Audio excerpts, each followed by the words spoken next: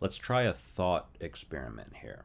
All right. So let's pretend that I want to learn a new language, begin learning a new language, and there's gonna be just one rule. Just one rule.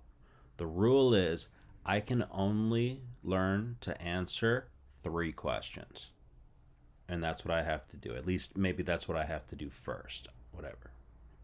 So what would those three questions be? Meaning, if I can answer those questions, good.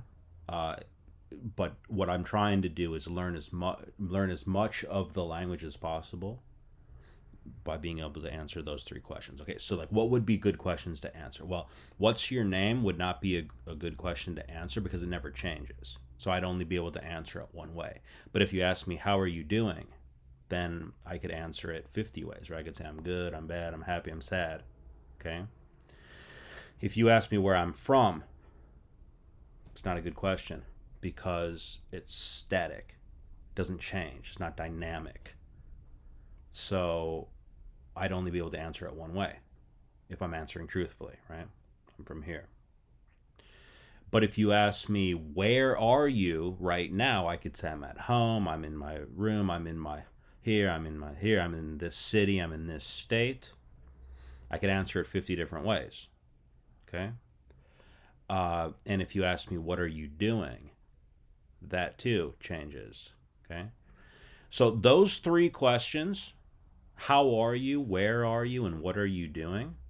They're good questions to choose as my only three questions, or let's say my first three questions, right? Why? Because they're always relevant and they're always changing. Some things are always relevant, but not always changing. So, like, my name will be my name, where I'm from will be where I'm from, but it doesn't change. So, you can only answer it one way, right?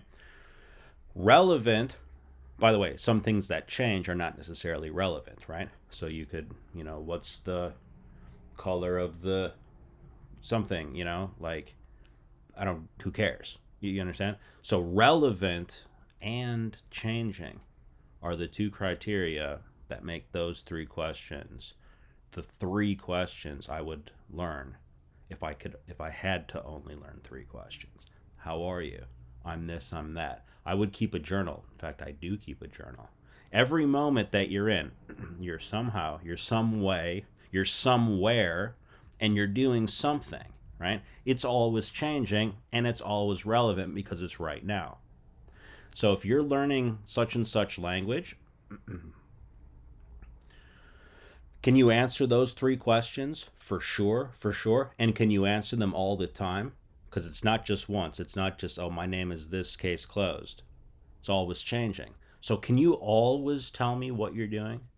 Always tell me where you are? And always tell me how you are in the language you're learning? If not, then I would flip over everything that you've been doing, just like, and be like, hold up. I need to be able to say how I'm doing, where I am, and what I'm doing. Let that be your guide.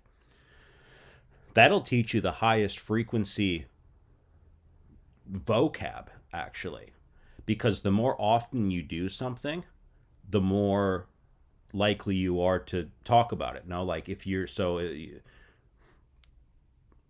know what I mean? What do you do most often?